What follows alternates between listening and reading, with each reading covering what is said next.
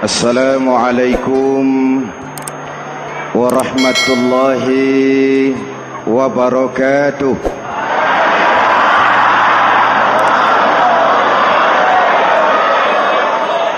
Alhamdulillahi rabbil alamin. Wassalatu wassalamu ala ashrafil mursalin Sayyidina wa maulana Muhammadin wa ala alihi wa sahbihi ajmain, amma ba'du. Para ulama yang saya muliakan, hadirin hadirat ma'asyiral muslimin yang saya cintai, banyak kita alami perubahan-perubahan yang terjadi, baik perubahan yang menyangkut sosial budaya, lebih-lebih yang menyangkut sosial politik. Yang tidak banyak mengalami perubahan adalah sosial ekonomi. Bahkan angka kemiskinan kita naik menjadi 3/5 dari total penduduk kita hidup di bawah garis kemiskinan, dan 20% diantaranya miskin mutlak.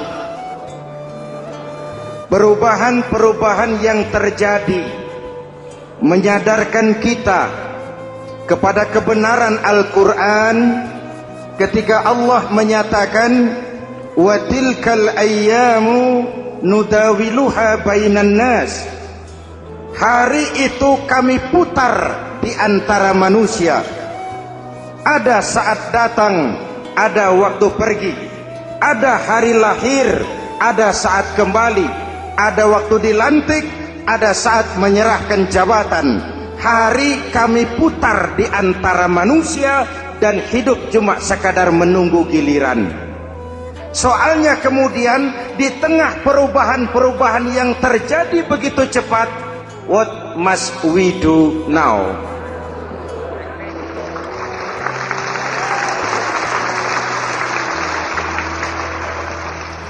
Saya juga nggak ngerti itu. Yang penting kan penampilan.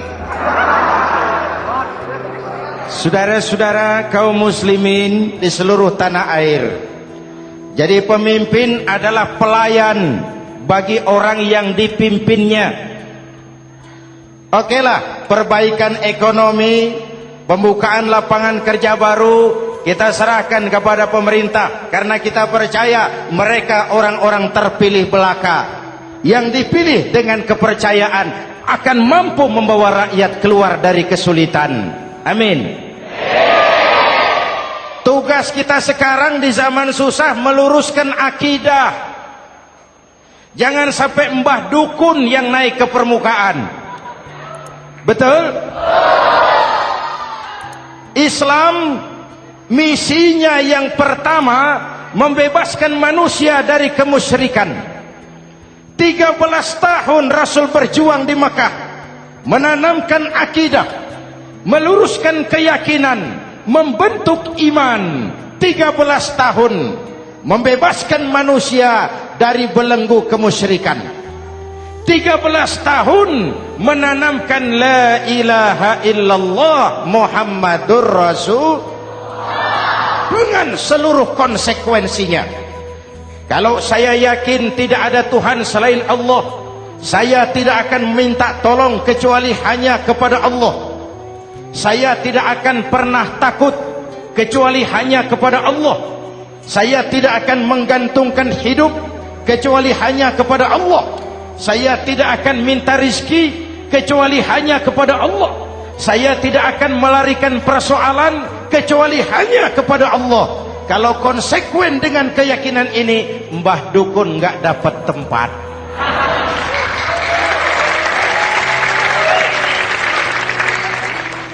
Akur? Ayo lihat secara sederhana. saya sandaran di tiang, tiangnya ambruk, sayanya jatuh. Saya sandaran di tembok, temboknya runtuh, saya juga runtuh. Saya sandaran kepada orang kaya, dia jatuh miskin, saya bangkrut. Saya sandaran kepada jenderal, dia pensiun, saya selesai. Tapi kalau saya sandaran hanya kepada Allah, Allah tidak akan pernah miskin, Allah tidak akan pernah lumpuh, Allah tidak akan pernah terpuruk, dan Allah tidak akan pernah berkurang kekuasaannya.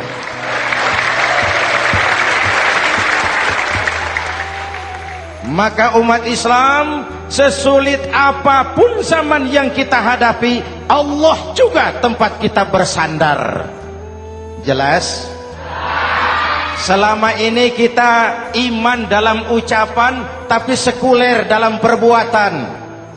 Di masjid ada Allah, di kantor Allah tidak ada, maka korupsi merajalela.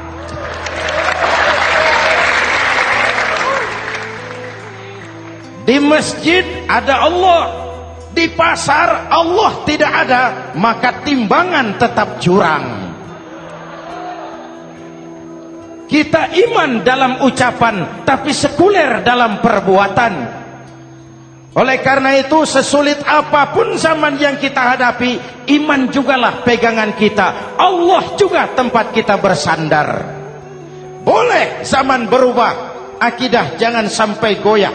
Karena iman kita hidup, untuk iman kita berjuang, dan dalam iman kita ingin kembali menghadap Allah Subhanahu. Selama ini manusia Indonesia kita lebih banyak diisi otaknya, hati sering kosong, agama dangkal, akidah rapuh, moral rendah. Memang kemudian muncul banyak orang-orang pintar, cuma sayang tidak benar. Indonesia kita bangkrut, Indonesia kita terpuruk, Indonesia kita sakit parah kalau diurus orang yang cuma pintar tapi tidak benar. Kita perlu orang-orang pintar, tapi kita lebih perlu orang benar. Jelas?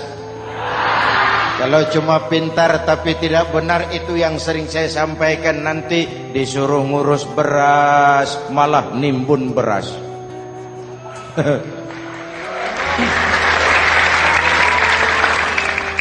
Disuruh ngurus laut malah jadi bajak laut. Disuruh ngurus hutan rame-rame jadi orang hutan. Jutaan hektar hutan Indonesia kita ini merupakan kekayaan sumber daya alam kita yang harus digunakan bagi sebesar-besar kemaslahatan rakyat. Yang disuruh ngurus hukum malah bikin hukum seperti pisau, tajam ke bawah, tumpul ke atas. Jangan heran lalu di masyarakat muncul street justice, pengadilan jalanan, sebagai refleksi dari ketidakpuasan melihat sikap hukum yang sangat berpihak. Kalau yang kecil salah, hukum cepat-cepat ditegakkan.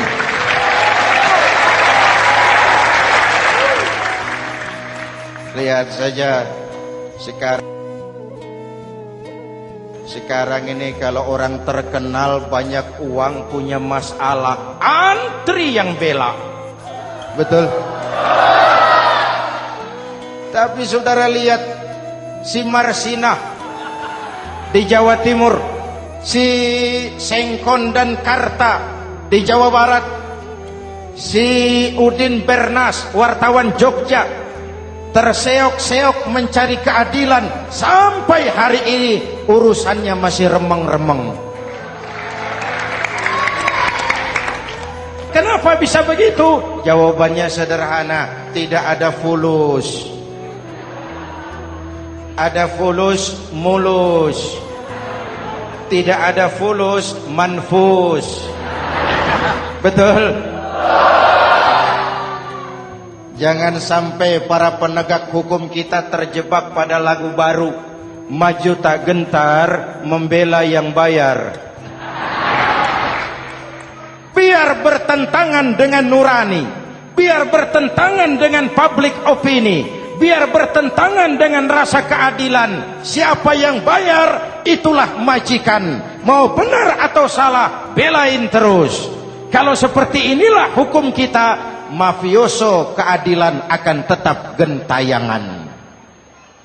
Hadirin yang saya hormati, 13 tahun beliau berjuang di Mekah, meluruskan keyakinan, memantapkan akidah, meneguhkan iman. Dari situ segalanya dimulai, dan ke situ segalanya akan menuju. Intan paling mahal, mutiara paling berharga, tidak lain adalah nilai-nilai keimanan. Kalau itu sudah tergadai, apalagi yang bisa kita banggakan dalam kehidupan ini? Kita merasa harta kita berharga, belum ada artinya ketimbang iman.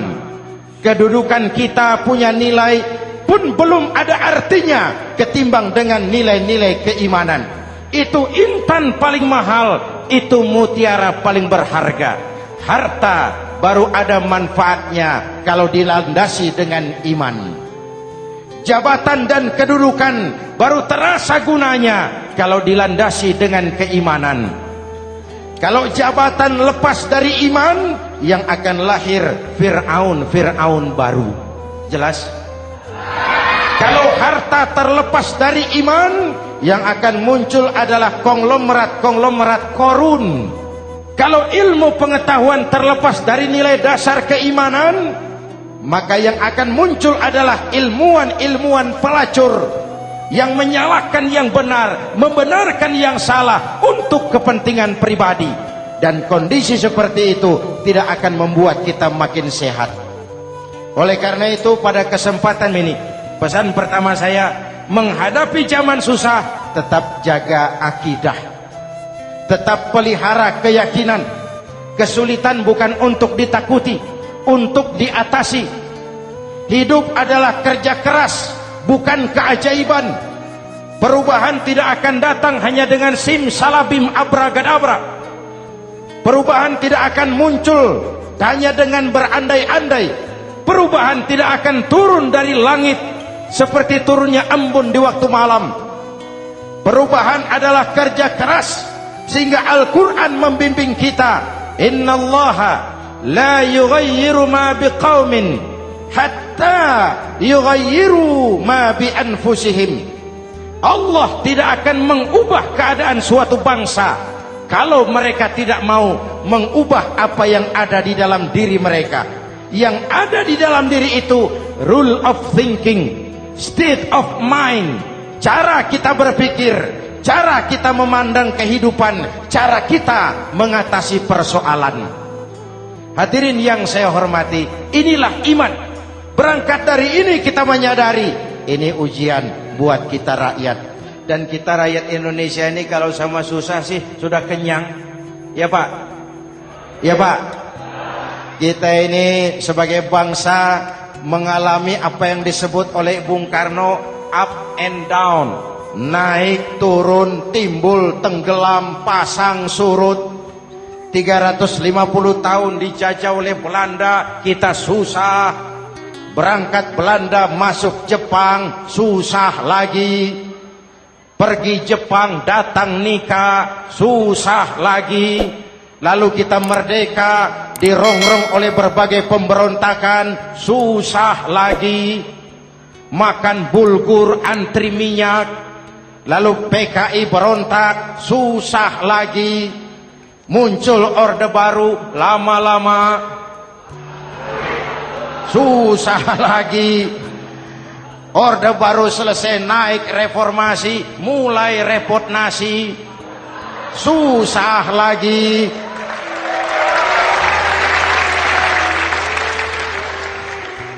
Kalau susah kita ini sudah akrab, sudah intim. Mestinya kalau sudah susah seperti itu, jangan salah sikap menyikapi kesusahan. Jangan sampai kita potong kompas, ambil jalan pintas, terjebak menghalalkan segala cara. Itu tidak akan menguntungkan, itu tidak akan menyelesaikan. Kalaupun selesai, nampaknya penyelesaian sesaat, dan penyelesaian sesaat bukan penyelesaian yang sebenarnya. Karena itu tetaplah dalam koridor keimanan. Boleh zaman berubah, akidah jangan sampai goyah. Silahkan masa berganti, tapi keyakinan jangan mati. Sekali la ilaha illallah, sampai tetes darah paling penghabisan, tetap la ilaha illallah. Sanggup? 3 orang. Sanggup? 21. Sanggup? Kalau sanggup kita harus konsekuen. Saudara-saudara di seluruh tanah air, misi yang kedua dari Islam setelah membebaskan manusia dari kemusyrikan, membebaskan manusia dari ras diskriminasi, mengikat manusia dengan tali akidah. Sebelum Islam datang, manusia dibedakan oleh warna kulit, manusia dibedakan oleh faktor keturunan, manusia dibedakan oleh faktor harta dan benda. Adalah Rasul yang mengajarkan, innallaha la yanzuru ila suwarikum wala ila amwalikum walakin yanzuru ila qulubikum wa a'malikum. Allah tidak melihat potonganmu, Allah tidak melihat hartamu. Yang Allah lihat itu adalah hatimu dan amal perbuatanmu. Jauh sebelum Amerika teriak-teriak membanggakan apa yang mereka sebut sebagai Declaration of Independence, Nabi sudah mengajarkan kepada kita semua, An-nas kulluhum li Adam wa Adam min turab la fadla li Arabiyyin ala ujamiyyin illa bittaqwa. Seluruh manusia berasal dari Adam. Adam diciptakan dari tanah. Tidak ada kelebihan Arab dengan yang bukan Arab kecuali takwanya. Jauh sebelum Amerika mencanangkan bahwa semua manusia dilahirkan sama, that all men are created equal. Jauh sebelum itu Islam sudah membebaskan manusia dari ras diskriminasi. Apa dalam konteks kekinian menghadapi zaman susah tetap jaga kerukunan? Ya Pak, ya Bu, oi Bu, menghadapi zaman susah tetap jaga kerukunan, baik antar umat seagama, antar umat beragama, maupun antar umat beragama dengan pemerintah. Menjaga kerukunan, jangan saling sikat sikut di antara kita. Sebab kalau sudah rukun, saya ajak berhitung, 1 ditambah 1 sama dengan, itu matematika namanya, hasilnya pasti. Tapi angka sosial hasilnya aneh. Saya ubah jadi angka sosial. Ayo kita berhitung lagi. 1 orang takut ditambah 1 orang takut sama dengan 2 orang setengah berani. Kenapa setengah berani? Karena sudah berdua. Tadi kan takut sendiri.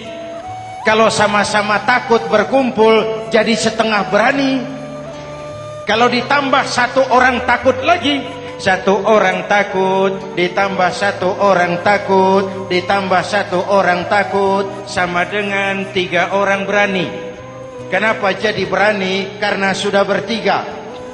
Kita yang lemah, kita yang marginal, kita yang dikucilkan, bahkan kita yang dilecehkan, kalau mau rukun kita akan kuat dan tidak bakal dipermainkan orang.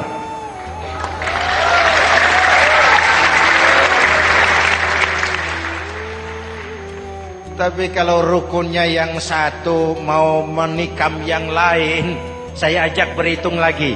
Yuk berhitung yuk. 1 ekor ayam ditambah 1 ekor musang sama dengan 1 ekor musang. Kemana ayamnya? Dimakan musang. Betul nggak nih hitungan? Ayo kita hitung lagi. 1 ekor ayam ditambah 1 ekor musang sama dengan 1 ekor musang. Kemana ayamnya? Dimakan musang. Jadi kalau kita suka kumpul dengan orang yang mau makan kita, selesailah kita.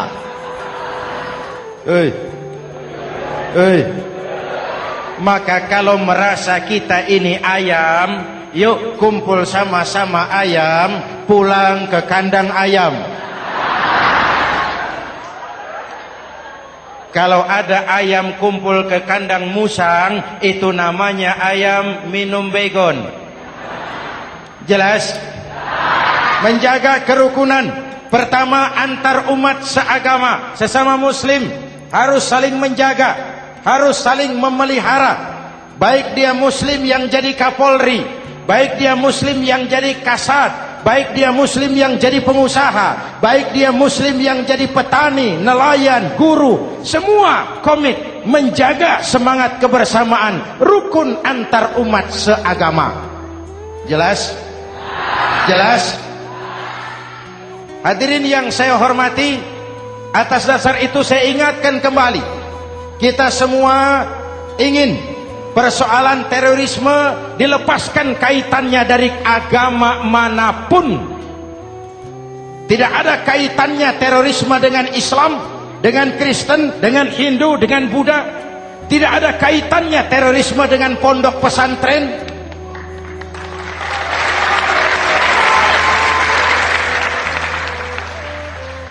Jangan sampai pesantren jadi kambing hitam.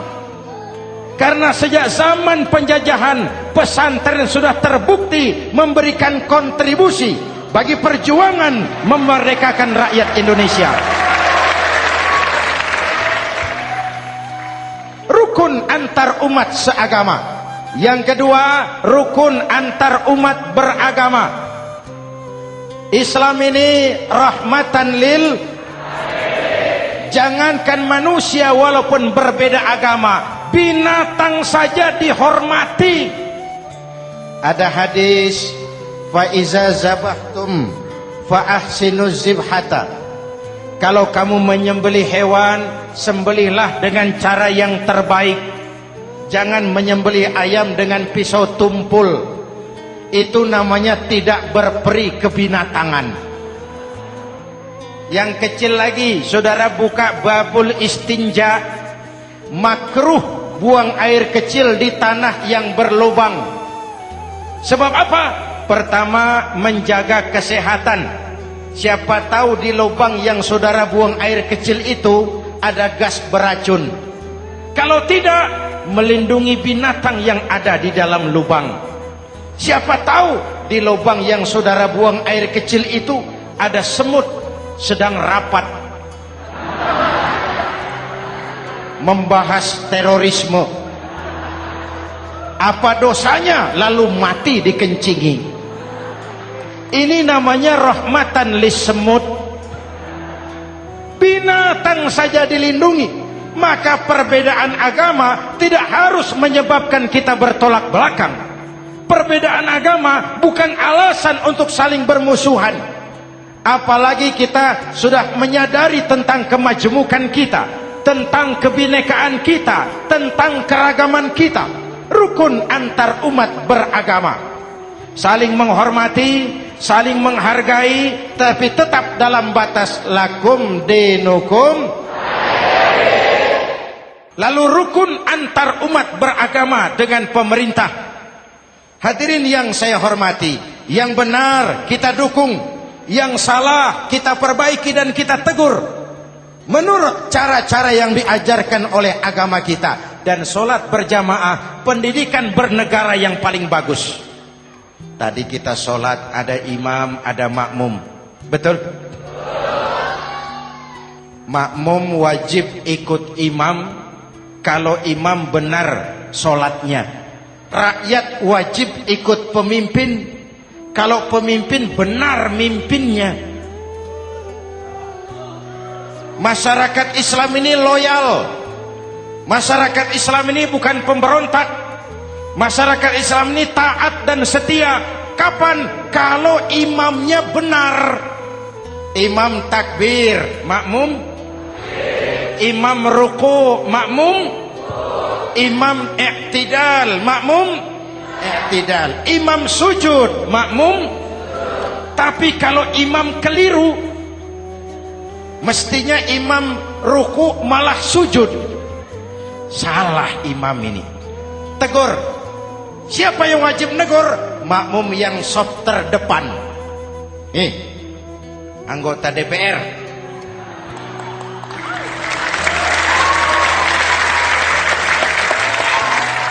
Ini wakil-wakil makmum ini, sop di depan ini. Kalau imam keliru mereka paling tahu. Ngomong. Tegur. Bagaimana negurnya? Ada aturan main. Mestinya ruku, imam sujud. Salah ini imam. Subhanallah. Kan begitu negurnya. Betul? Tidak boleh juga imam keliru, makmum emosi. Main pegang. Woi, makmum salah. Hoi, hoi. Kacau sholat.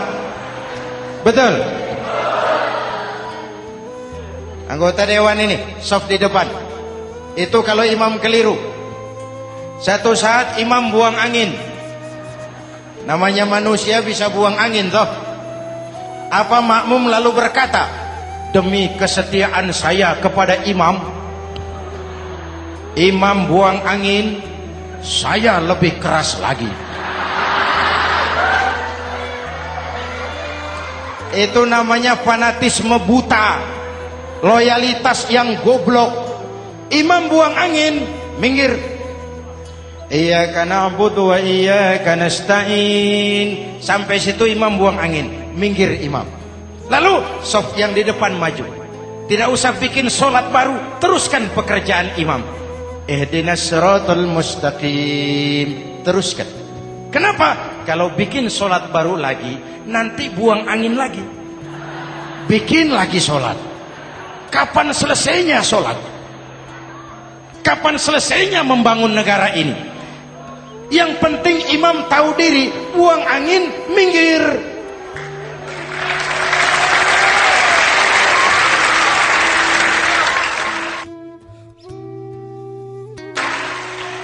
Ini kacaunya sholat berjamaah kita sekarang. Kacaunya negeri kita sekarang. Banyak imam sudah buang angin, gengsi. Dia aja merasa nggak punya salah. Dikasih tahu sama makmum, imam tadi buang angin ya, malah jawab sedikit. Apa kalau sedikit lalu tidak batal sholat itu? Mekanisme kehidupan sosial yang diatur lewat tuntunan sholat berjamaah. Sehingga Nabi berpesan, kun imaman muta'an au ma'muman muti'an fala takun thalisan jazu'a. Kalau jadi pemimpin, jadilah pemimpin yang ditaati. Kalau jadi makmum, jadilah makmum yang mentaati. Jangan jadi golongan ketiga pemecah belah. Di depan tidak jalan, di belakang takut, ditaruh yang di tengah, di depan didorong, yang belakang ditendang. Ini namanya biang kerok. Saudara-saudara, dari uraian singkat ini saya ambil beberapa catatan pokok. Pertama, kalau ada intan paling mahal, kalau ada mutiara paling berharga dalam hidup kita, itu tidak lain adalah karena keyakinan. Hidup jadi indah, hidup jadi berharga, hidup jadi berarti kalau didasari atas sebuah keyakinan. Dan keyakinan itu tidak lain adalah nilai iman kita, akidah kita kepada Allah Subhanahu wa ta'ala. Yang kedua, tetap menjaga kerukunan. Sesulit apapun zaman yang kita hadapi, kita tetap harus menjaga semangat kebersamaan. Kita harus tetap menjadi lem perekat yang menjaga keutuhan, baik sebagai bangsa maupun sebagai umat. Perbedaan adalah wajar, harus dihormati sebagai ciri kehidupan berdemokrasi.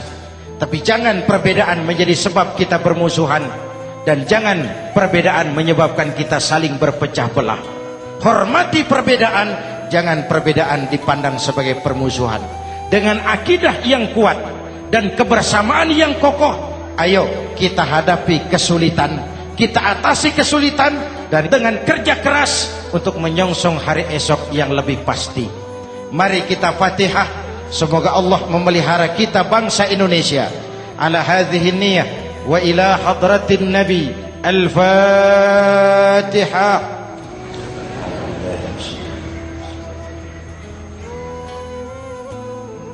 Iyyaka na'budu wa iyyaka nasta'in. Shiratal mustaqim. Shiratal ladzina an'amta 'alaihim. Bismillahirrahmanirrahim. Amin. Alhamdulillahi rabbil alamin. Allahumma salli wa sallim wa barik ala sayyidina Muhammadin wa ala alihi wa sahbihi ajma'in. Allahumma rabbana taqabbal minna salatana wa siyamana wa qiyamana wa takhashu'ana wa ta'abbudana wa tammim taksirana ya arhamar rahimin. Allahumma aslih man fi salahihi salahul muslimin. Allahumma ahlik man fi halakihi salahul muslimin. Allahumma rabbana la tu'akhizna in nasina aw akhtana. Rabbana wa la tahmil alaina isran kama hamaltahu ala alladhina min qablina. Rabbana wa la tuhammilna ma la taqata lana bih wa'fu 'anna waghfir lana warhamna anta maulana fansurna 'alal qaumil kafirin. Allahumma ij'alna minas su'ada'il maqbulin wa la taj'alna minal ashqiya'il mardudin. Afdalu ma qultuhu ana wan nabiyyuna min qabli. La ilaha illallah.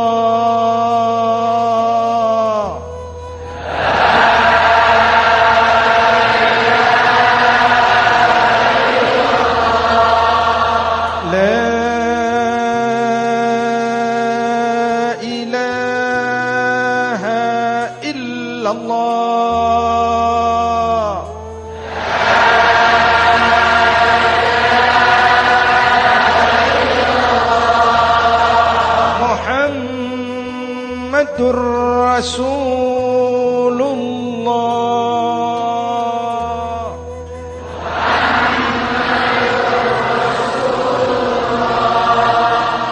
sallallahu alaihi wa alihi wa sallam. Kalimatu haqqin 'alaiha nahya wa 'alaiha namut wa 'alaiha wa biha nub'atsu insyaallah minal aminin minal aminin minal aminin rahmatika ya arhamar rahimin. Sallallahu ala sayyidina Muhammad wa ala alihi wa sahbihi ajma'in. Ana rabbika rabbil izzati amma yasifun. Salamun alal mursalin. Walhamdulillah rabbil alamin. Jumpa lagi di lain kesempatan insyaallah. Wassalamualaikum warahmatullahi wabarakatuh.